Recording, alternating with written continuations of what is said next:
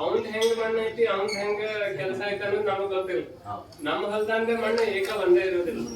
ಈಗ ನೀವ ಅಂದ್ರಲ್ಲ ಏಕ ಕಬ್ಬು ಗೆರಿ ಹೊಡೆದಂಗ ಯಾಕೆ ಒಂದೇ ಲೆವೆಲ್ ಬಂದಿರ್ತಾವ ಬಾಳ ಅದೇ ಒಂದ್ ದೊಡ್ಡ ಸರ್ಪ್ರೈಸ್ ಆಗತೈತ್ರಿ. ಅದೇನ್ ಅಗ್ದಿ ನಾರ್ಮಲ್ ಚೀಸ್ ಆಗ್ಬೇಕಾಗಿತ್ತ ನಮ್ಗೆ ಯಾಕೆ ಆಗೈತ್ರಿ. ಈಗ ನೀವ್ ಯಾಕೆ ಕೆಮಿಕಲ್ ಹೋದಾಗ ಒಂದ್ ಕಡೆ ಎತ್ತರ ಒಂದ್ ಕಡೆ ಗಿಡ್ಡ ಬರ್ತೈತಿ ಯಾಕಂತ ವಿಚಾರ ಮಾಡಿಲ್ಲ. ಏನಾಗ್ತೈತಿ ನೀವು ಕೆಮಿಕಲ್ ಹಾಕೊಂತ ಹೋದಾಗ ಅಲ್ಲಿ ಲೋಕಲ್ ವಾತಾವರಣ ಏನಿರ್ತೈತಲ್ಲ ಆ ಮಣ್ಣೊಳಗಿಂದ ಅದು ಕೆಟ್ಕೊಂತ ಬರ್ತೈತಿ. ಈ ಸರಿ ನೀವ್ ಎಲ್ಲೋ ಗೊಬ್ಬರ ಬಾಳ ಹೋಗ್ತೀರಿ ಅಲ್ಲಿ ಸೂಕ್ಷ್ಮಾಣುಜೀವಿ ಹಾಳಾತ ಅದ್ ಮುಂದೆ ಅಲ್ಲಿ ಬೆಳ್ಯಾಕ್ ಬಿಡೋದಿಲ್ಲ.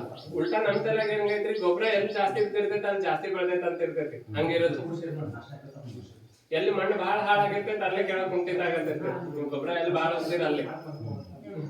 ಬಟ್ ಇದೇನಾಗಿ ಇದ್ರೊಳಗೆ ಯಾಕೆ ಹಂಗ ಮತ್ತೆ ಒಂದೇ ಲೆವೆಲ್ ಬಂತಂತ ಈಗ ನಮಗೊಂದ್ ಹೇಳ್ರಿ. ಈಗ ಇಲ್ಲಿ ತೆಂಗಿನ ಗಿಡ ಅದು ಇವೆಲ್ಲಾ ಗಿಡ ಕಾಣತಾವಲ್ರಿ ಅಥವಾ ನೀವು ರೋಡ್ ಸೈಡ್ ಗಿಡ ನೋಡಿರ್ತೀರಲ್ಲ ಎಷ್ಟ್ ಎತ್ತರ ಬೆಳಿಬೋದ್ರಿ ಅಂದಾಜ್?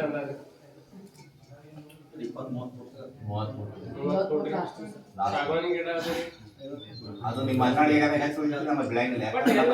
ಜನರಲ್ ಅಲ್ಲಿ ತಳಿ ಒಂದು 40 ಫೂಟ್ ತನ 40 ಫೂಟ್ ಕಡಿದ್ರೆ ಎಷ್ಟು ತೂಕ ಬರ್ಬೋದ್ರಿ ಸರ್? ಅದು ಟ್ರಯಲ್ ಮಾಡಿ ನೋಡಿಲ್ಲ ನಮ್ಮಲ್ಲಿ.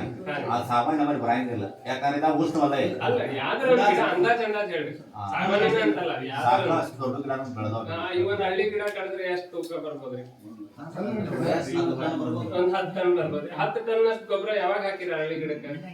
ಒಂದ್ ಕಾಳಾರ ಹಾಕಿರ ಯಾರು ಒಬ್ರ ಮತ್ತ ಅದೇಂಗ ಅಷ್ಟು ಪ್ರಮಾಣದಾಗ ಬೆಳೀತ ಎಲ್ಲಿಂದ ತಗೊಳತೈತಿ ತಾಕತ್?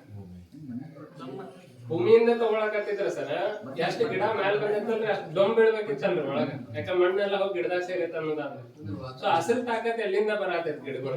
ಇದು ಮೊದಲು ಅರ್ಥ ಆಗ್ಬೇಕು. ವಾತಾವರಣದಾಗ ಎಲ್ಲಿಂದ? ಎಕ್ಸಾಕ್ಟ್ಲಿ ಸೂರ್ಯನ ಶಕ್ತಿನ ಬರುತ್ತೆ.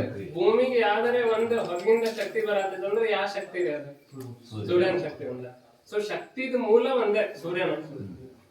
ಆ ಸೂರ್ಯನ ಶಕ್ತಿ ಭೂಮಿ ಮೇಲೆ ಬಳಸ್ಕೊಳಾಕ ಪ್ರಕೃತಿ ಮಾಡ್ಕೊಂಡಿರೋಂತ ಒಂದ್ ಸಲಕರಣೆ, ಅಗ್ದಿ ಸರಳ ಸಲಕರಣೆ ಯಾವ್ದ್ರಿಪ್ಪ? ಯಾರು ಹೇಳ್ಬೋದ್ರಿ? ಅಲ್ಲ ಸೂರ್ಯನ ಬೆಳಕನ್ನ ಚಲೋತಂಗ ಬಳಸ್ಕೊಳಾಕ ಯಾವ್ದು ಟೂಲ್ ಐತಿ? ಗಿಡ ಹೌದ್ರಿ. ಆದ್ರೆ ಈಗ ನಾವ್ ಹೆಂಗ್ ವಿಚಾರ ಮಾಡ್ತೇವೆ? ಈಗ ನೋಡಿ ಒಂದು ಬಿಸಿಲ ಗಿಡ